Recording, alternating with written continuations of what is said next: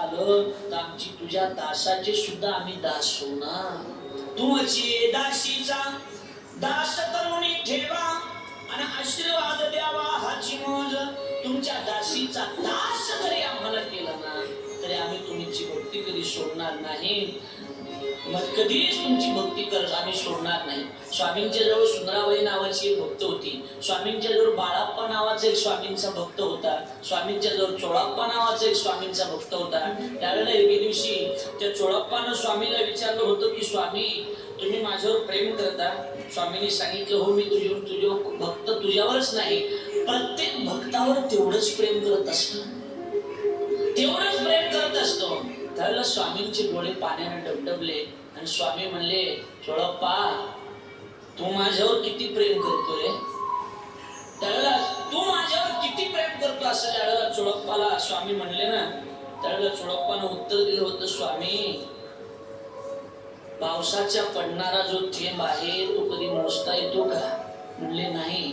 पावसाचा थेंब जसा मोजता येत नाही ना तसं स्वामी भक्तांचं स्वामीवर असणारं प्रेम हे कधी शब्दात मोजता येत नाही. म्हणजे शब्दात मोजलं जातं ना ते निस्वार्थी प्रेम कधीही नसतं हे लक्षात ठेवा. प्रामाणिकपणा हा अतिशय जीवनामध्ये महत्वाचा आहे. व्यवहारामध्ये जसा प्रामाणिकपणा महत्वाचा आहे मला असं वाटतंय की प्रामाणिकपणा हा परमार्थामध्ये सुद्धा अतिशय महत्वाचा आहे. परमार्थामध्ये सुद्धा प्रामाणिकतेला फार मोठी किंमत आहे. आणि प्रामाणिकपणा ज्याच्या जीवनामध्ये आहे, प्रामाणिकपणा ज्याच्या जीवनामध्ये आहे त्याला दोन बक्षिसे कायम मिळत असतात. ज्यांच्या जीवनात कायम प्रामाणिकपणा आहे त्याला पहिलं बक्षीस मिळतं ते म्हणजे विरोध आणि दुसरं बक्षीस मिळतं ते म्हणजे त्याच्यावर होणारी टीका. विरोध आणि टीका या दोन गोष्टीला जो माणूस सामोर जातो ना स्वामी म्हणतायत तो खरा प्रामाणिक माणूस. समर्थावर टीका झाली. स्वामी समर्थांना सुद्धा महाराज कितीतरी लोकांनी हिणवलं गेलं. हा भिकारी आहे, हा असा आहे, हा तसा आहे असं हिणवलं गेलं. स्वामी समर्थांना चमत्कार करायचेच नव्हते, लोकांचा उद्धार करायचा होता. पण चमत्काराशिवाय जर नमस्कार नसेल तर मला सुद्धा त्या ठिकाणी काही चमत्कार करून दाखवावे लागतील म्हणून स्वामीने अनेक चमत्कार केले. काही गरज नव्हती. स्वामी समर्थ महाराज एका झाडाखाली बसले होते. एक फकीर आला त्याला विचारायचं स्वामींना त्याला विचारायचं होतं. स्वामींना त्याची स्वामींची चेष्टा त्याला करायची होती आणि स्वामींची चेष्टा त्याला करायची होती. स्वामींची चेष्टा करण्याच्या वेळेला हातामध्ये चिलीम घेतली आणि मोकळी चिलीम घेतली. सांगितलं घ्या. मोकळी चिलीम पेटवलेली नाही. स्वामींच्या लक्षात आलं याला काय म्हणायचंय कारण त्याला मनातलं कळतं त्यांना स्वामी म्हणतात. एक वाक्य लक्षात ठेवा. तुम्ही आपण सगळेजण स्वामी भक्त असाल तर स्वामीवर तुमचा विश्वास असेल एक वाक्य लिहून ठेवा. तुमच्या मनामध्ये जी इच्छा निर्माण होते ना ती इच्छा स्वामींच्या इच्छेनं निर्माण होते. वाक्य पुन्हा ऐका. तुमच्या मनामध्ये जी इच्छा निर्माण होते ना ती इच्छा स्वामींच्या इच्छेनं होत असते आणि स्वामींच्या इच्छेनं जी इच्छा निर्माण झाली ना ती इच्छा स्वामी पूर्ण करत असते. माझं बोलणं कितपत कळलं तुम्हाला मला माहित नाही. पण एखादा विचार आपल्या मनामध्ये येत असतो ना चांगला विचार आपल्या मनामध्ये येत असतो ना तो चांगला विचार हा परमात्म्याच्या कृपेमुळेच आपल्या अंतःकरणात येत असतो. आणि दोन मुद्दे मांडतो मी आपल्याकडून. एक मुद्दा असा आहे लक्षात आलंय माझं बोलणं. दोन मुद्दे मांडतो मी आपल्याकडून. एक मुद्दा असा आहे ज्यांच्यावर स्वामींची कृपा झाली. हिरण्यगर्भ नावाच्या पुस्तकात फार सुंदर लिहिलंय. ज्यांच्यावर स्वामींची कृपा झाली ना त्यांना पुन्हा संसार दिसत नाही. जे दिसायला पाहिजे तेच दिसतं, दुसरं काही दिसतच नाही. आणि जिथं देव सोडून दुसरं काही दिसतच नाही, जिथं चांगले विचार सोडून वाईट विचार कधी आठवतच नाहीत ना खरा स्वामींचा भक्त हे लक्षात ठेवा. खरा तो स्वामींचा भक्त जे दिसायला पाहिजे ते दिसलं पाहिजे, जे दिसायला नको ते दिसायला नाही पाहिजे. जीवन जगत असताना प्रपंचातल्या वाईट गोष्टी दिसल्या नाही पाहिजे, प्रपंचातल्या चांगल्या गोष्टी दिसल्या पाहिजे. बऱ्याचदा काय म्हणतो माहिती का आपण हा माणूस फार वाईट आहे, हा माणूस फार बोला ना अरे बोला ना हा माणूस फार वाईट आहे. आपण एखाद्याला वाईट म्हणत असतो पण त्याच्यात दोन गुण वाईट असतील हो पण त्याच्यामध्ये एखादा तरी गुण चांगला असेल ना, एखादा तरी गुण चांगला असेल ना. मला स्वामी असं म्हणतायत की त्याच्याकडे दोन गुण वाईट आहे. त्या दोन गुणाचा जास्त विचार करू नका. त्याच्यात जो चांगला गुण आहे ना त्याचं कौतुक करायला शिका. एखाद्याला एखादी वाईट गोष्ट माझ्यात असेल, माझ्यात एखादी वाईट गोष्ट असेल, तर त्या वाईट गोष्टीला बाजूला सारा. कथा चांगली सांगतोय म्हणून तो प्रेम करा. एखाद्या वेळेला साधू संत भिकारी स्वतःला भिकारी म्हणून घेतात, याचा अर्थ ते विचार भिकारी नाही, याचा अर्थ एकच आहे. पर्यंत तुकोबराय म्हणतात, होईन भिकारी पंढरीचा वार करी, आम्ही पंढरपूरच्या वारीसाठी भिकारी होऊ. तुकोबराय जसं म्हणतात, पांडुरंगासाठी आम्ही भिकारी व्हायला तयार आहेत ना. स्वामी भक्त सुद्धा तेच म्हणतात, स्वामी आम्ही भिकारी व्हायला सुद्धा तयार आहेत, पण कुणीतरी स्वामींची भक्ती आमच्या जोडीत टाकली पाहिजे. स्वामींची भक्ती जर आमच्या जोडीत कुणी टाकत असेल, स्वामी समर्थांची भक्ती आम्हाला कुणी द्यायला तयार होत असेल ना, तर त्याच्यासाठी आम्ही किती श्रीमंत असलो तरी स्वामी तुमची भक्ती मिळण्यासाठी आम्ही तुमच्या दारात पदर पसरू, कारण तुमची भक्ती आमच्या पदरात पडली पाहिजे.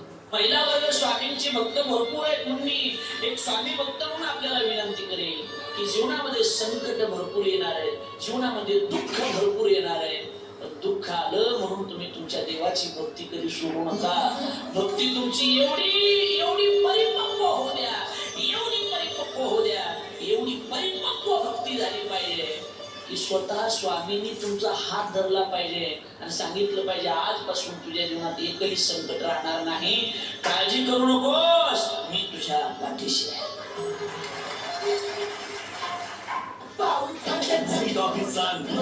चित्रपट पक्या पिंकी आणि साहेब रविवार 16 फेब्रुवारी दुपारी 12 आणि संध्याकाळी 6 वाजता झी टॉकीजवर.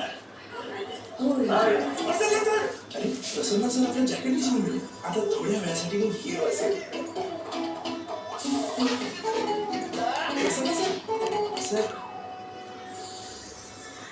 स्वामी समर्थाचं असं मत आहे की ज्यानं स्वामी सेवेचा दिखावा केला ना, त्याच्यावर स्वामी कधी प्रगट होणारच नाही, त्याच्यावर कधी प्रसन्न होणारच नाही.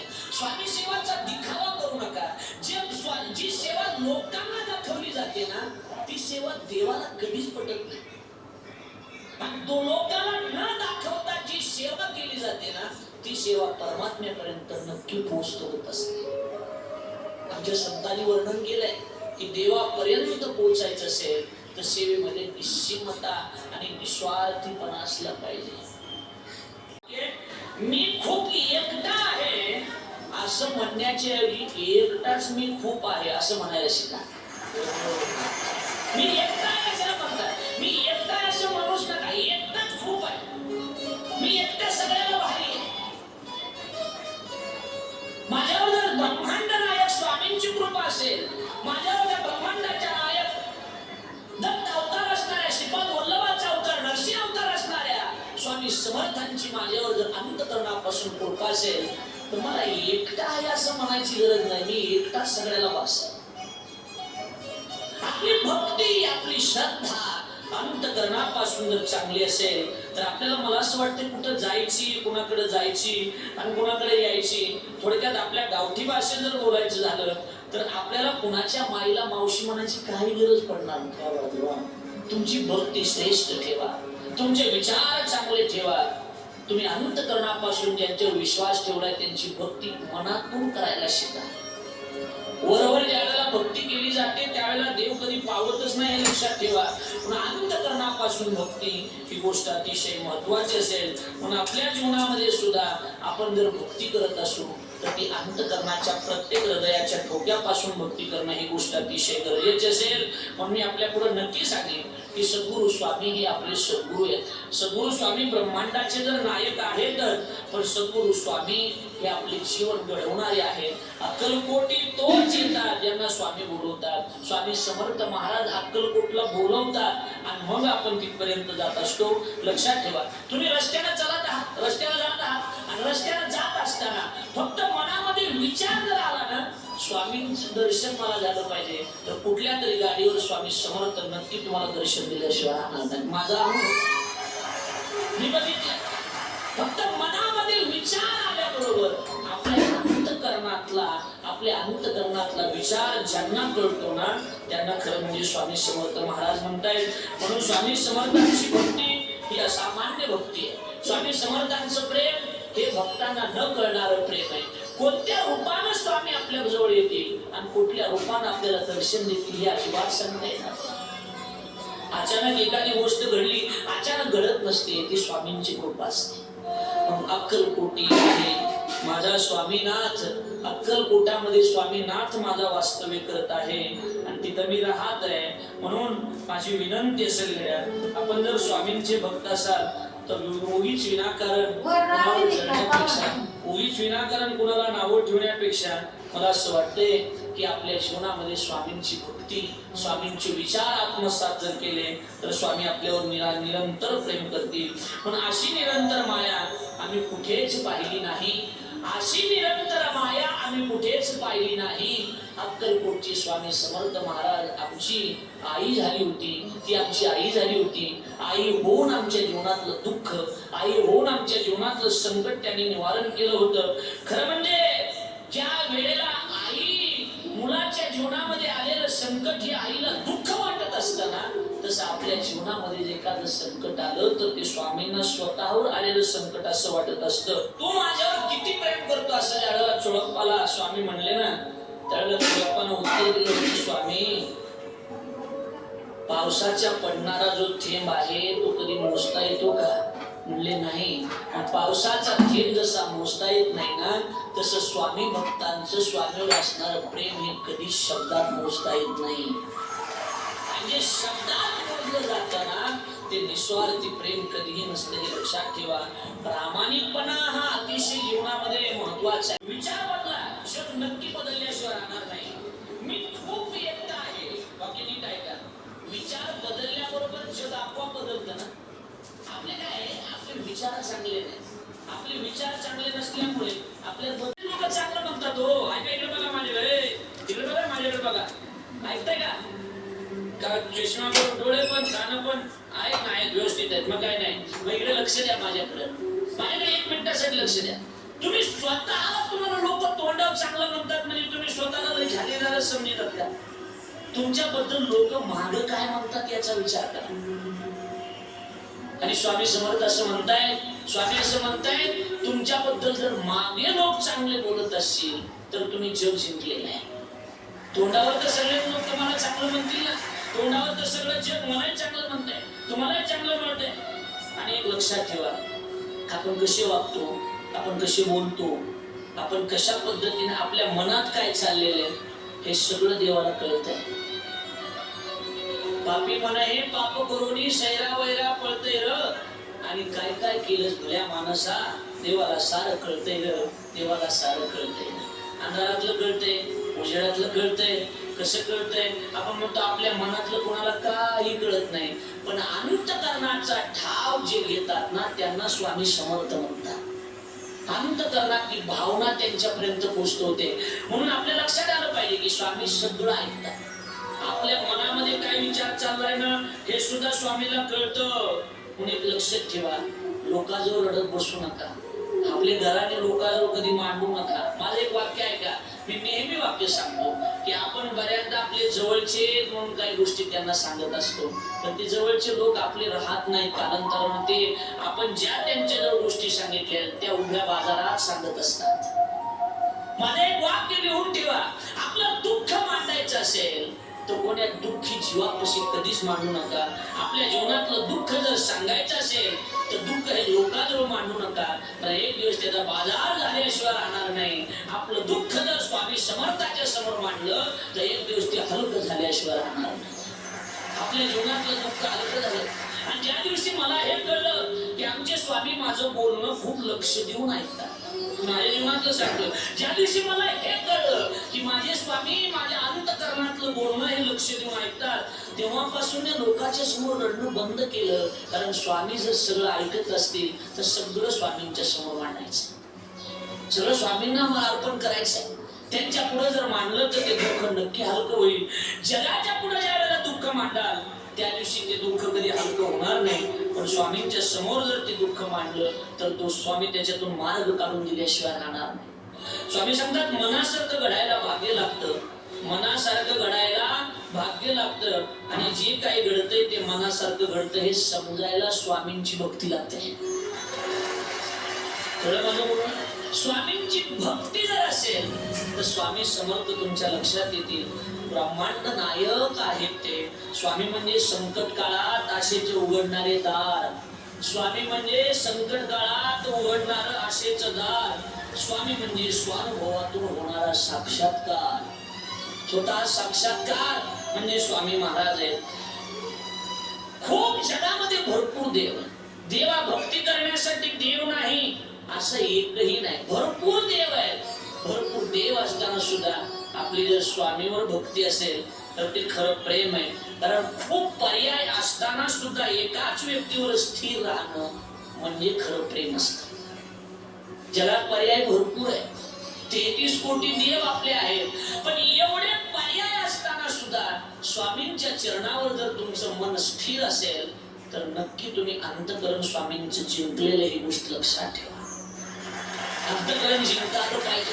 अंतःकरणाचं खरं म्हणजे आणि आपण नेहमी आपण भक्ती एवढी करा स्वामी समर्थांची एवढी भक्ती करा की आजपर्यंत आपण स्वामींकडे गेलो एवढी परिपूर्ण भक्ती झाली पाहिजे. स्वामी एक दिवस तुमच्या दारात उभे राहिले पाहिजे. आणि ज्या दिवशी स्वामी आपल्या दारात उभा राहतील ना ती खऱ्या अर्थानं भक्ती असते आणि ती आपण करू शकतो. दुसरं काही नाही. उठता बसता चालता बोलता मुखी स्वामींचे नाम. उठता बसता चालता बोलता मुखी असे स्वामी समर्थांचे नाम. कुणी अडवले तरी धावून स्वामी करतील त्याचे काम. कुणी अडवलं तरी धावून स्वामी करतील त्याचे काम. असं 52 मध्ये म्हटलेलं आहे. स्वामी समर्थांचे 52 नावाचं पुस्तक आहे छोटंसं. त्याच्यात उल्लेख कुणी जरी असाल कसा जरी असाल तरी त्या पद्धतीनं स्वामी आपल्या जीवनातले संकट दूर करत असतात. फक्त आपलं काय आपण स्थिर नाही. आपण फक्त काय नाही स्थिर नाही. आपण थोडस स्थिर आहे. आणि सगळ्यात महत्वाची काय होती बघ मला गोष्ट आपल्या लोकांना दम नाही. आपल्या लोकांना काय नाही दम कुठल्या गोष्टीचं नाही. कुठल्याही कामामध्ये धीर महत्वाचा आहे. कुठल्याही कामामध्ये थोडासा वेळ महत्वाचा आहे. तुका म्हणे नाही चालत तातडी. तिथं तातडी चालत नाही. आणि तिथं तातडी चालत नाही. तिथं कितीही गडबड केली तरी जमत नाही.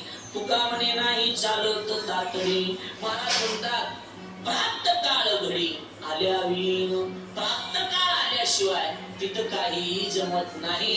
नाही तर तुका म्हणे जेव्हा फिरते कपाळ तेव्हा अमंगळ योग येतो. नशीब जर फिरलं तर योग कसा येते सांगता येणार नाही. गुरुचरित्रामध्ये स्वामींचं असं वाक्य मी खूप एकटा आहे असं म्हणण्याच्या ऐवजी एकटाच मी खूप आहे असं म्हणायला शिका.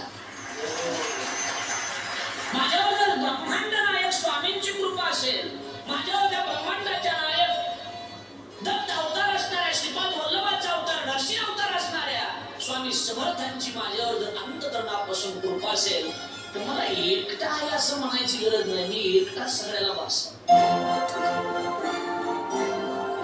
Seed with silk.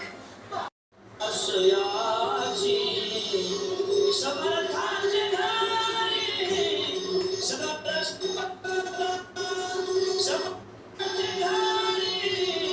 सकळ संपादा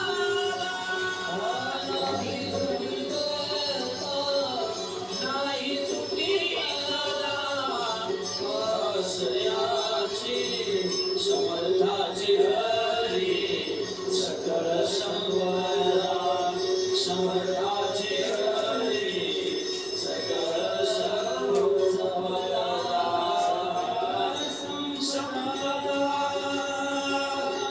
स्वामींना समर्थ म्हणत असू तर समर्थाचे घरी सकळ संपदा आणि नाही तुटी कदा काशयाची. कुठल्याच गोष्टीची ज्यांच्याकडे कमी नाही त्यांना म्हणतात समर्थ. लक्षात आलं का? त्यांच्या घरी काहीच कमी नाही. कुणाच्या घरी समर्थाच्या घरी. आणि ज्याच्या घरी कुठल्याच पद्धतीचं कमी नसतं त्याला समर्थ म्हणतात. मग स्वामी म्हणतात जर समर्थ ही उपाधी असेल समर्थ ही पदवी असेल तर स्वामी समर्थ महाराजांकडे सुद्धा खूप कमी नाही.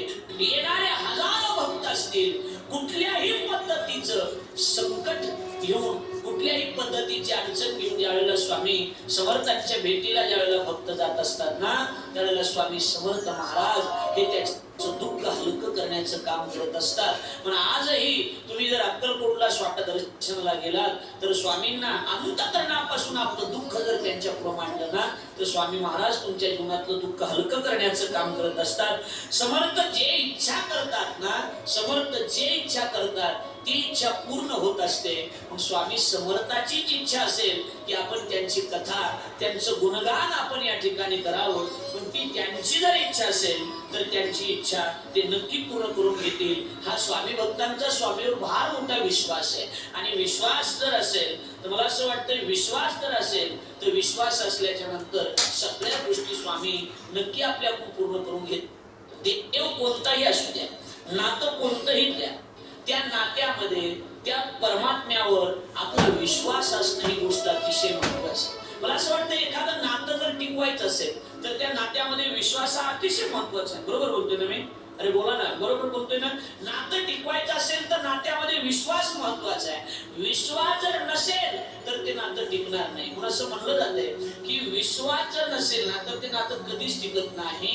पण एकदा का माणसाचा विश्वासघात झाला, पुन्हा पहिल्यासारखा त्याच्यावर विश्वास कधीच बसत नाही. मग माणसानं ते जाऊ द्या, सोडून द्या सोडून, माणूस म्हणते सोडून देते, पण पहिल्यासारखी भक्ती, पहिल्यासारखं मन त्या व्यक्तीवर बसत नाही, कारण त्यानं आपला विश्वास तोडलेला असतो. तेरा साथ निभाएगा, तेरी बिगड़ी बनाएगा,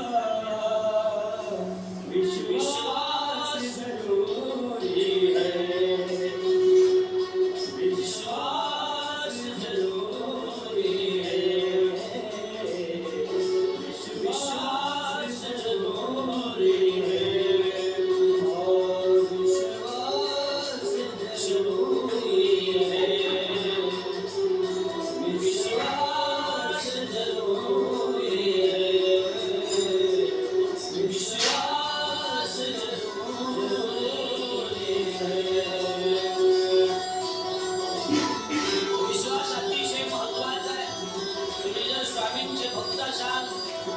स्वामींच्या शब्दावर तुमचा विश्वास असणं ही गोष्ट अतिशय महत्वाची आहे. आणि विश्वास हा अतिशय महत्वाचा आहे.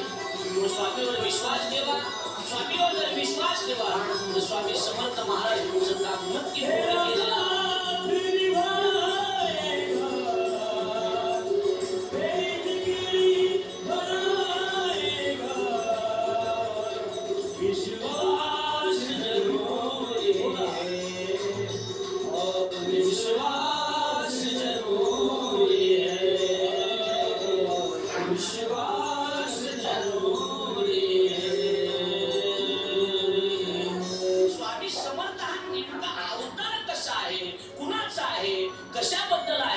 कशासाठी स्वामी या ठिकाणी आले याबद्दलचा विचार म्हणजे हे ब्रह्मांड नायक स्वामी समर्थ कथा.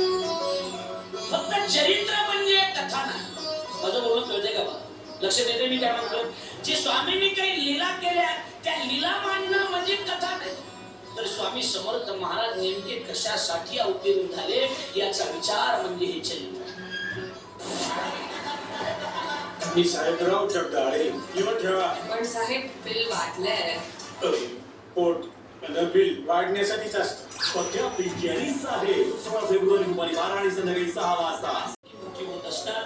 मला असं वाटतंय की स्वामी समर्थांची सेवा, स्वामी समर्थांच्या सेवेची कास जर तुम्ही धरली तर स्वामी समर्थ महाराज तुमच्यासाठी अक्कलकोट मध्ये उभे आहेत. तुम्ही कुठलंही संकट घेऊन स्वामींच्या समोर गेला तरी मला वाटतंय की स्वामी तुमच्या जीवनातलं संकट नक्की दूर करतील. म्हणून स्वामी सेवेची धैर्यता कास, स्वामी निवारील संकट, स्वामी माझा दीनानाथ वाट भक्ताची पाहत.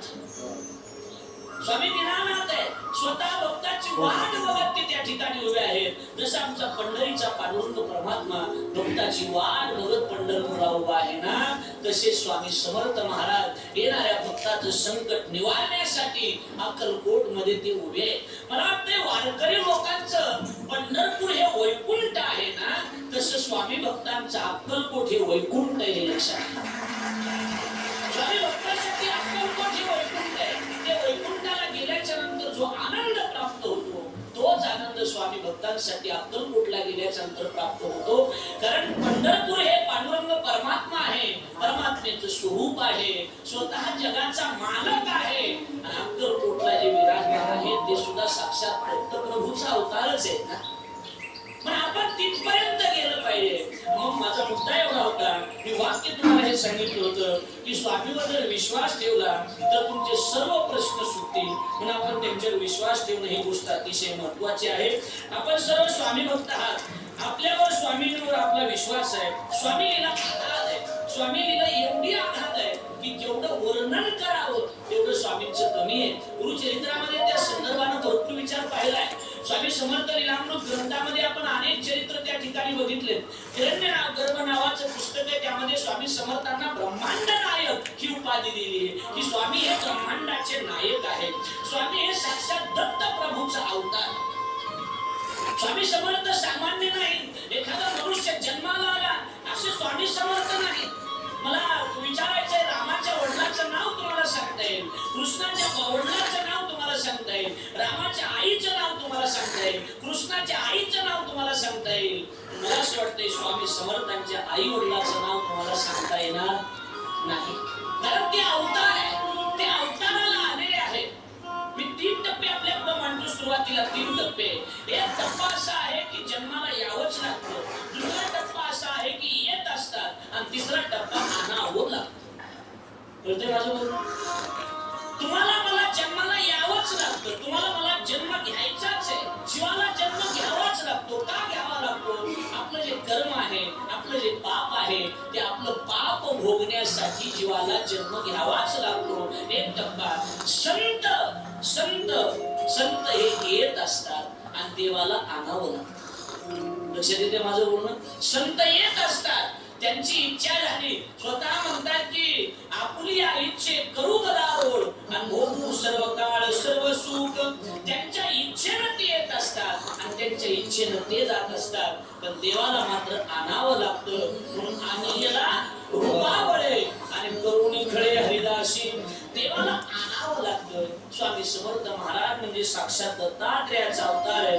म्हणून दत्त प्रभू स्वामी जगी अवतरले, दत्त प्रभू स्वामी जगी अवतरले, दिनदुबळ्या भक्ताचे संकट निवारले. साक्षात दत्तात्रेयाचा अवतार असणारे स्वामी समर्थ महाराज या पृथ्वी तलावर दिनदुबळ्या भक्ताचं संकट निवारण्यासाठी या ठिकाणी हजर आहेत. एक वाक्य सांगतो, तेवढं लिहून ठेवा, काळजात कोरून ठेवा की जगातील सर्व देवांचे दरवाजे ज्या दिवशी बंद होतात ना, त्या दिवशी अक्कलकोटच्या स्वामी समर्थ महाराजांचा दरवाजा बंद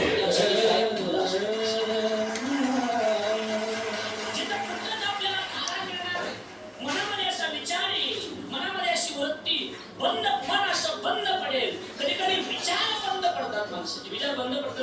माणूस म्हणतो माझे तो विचार आता बंद पडले, काय करावं हे कळत नाही. मला असं वाटतं की ज्या दिवशी मन थांबेल, ज्या दिवशी बुद्धी थांबेल, ज्या दिवशी चित्त थांबेल ना, त्याच दिवशी तुम्ही स्वामी समर्थ महाराजांची आठवण करा. नक्की तुमच्या संकटातून मार्ग काढून दिल्याचं काम केल्याशिवाय राहणार नाही.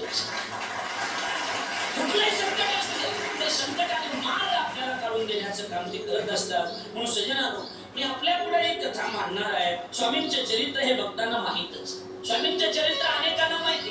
गुरुचरित्रातून आपण स्वामींचे चरित्र ऐकलेलंच आहे. स्वामी चरित्र आपण नेहमी करत आहात, ऐकत आहात, आपण नेहमी ऐकत आहात. स्वामी भक्त नेहमी त्याचा विचार करत आहोत. पण स्वामी समर्थ हा नेमका अवतार कसा आहे, कुणाचा आहे, कशाबद्दल आहे, कशासाठी स्वामी या ठिकाणी आले, याबद्दलचा विचार म्हणजे हे ब्रह्मांड नायक स्वामी समर्थ.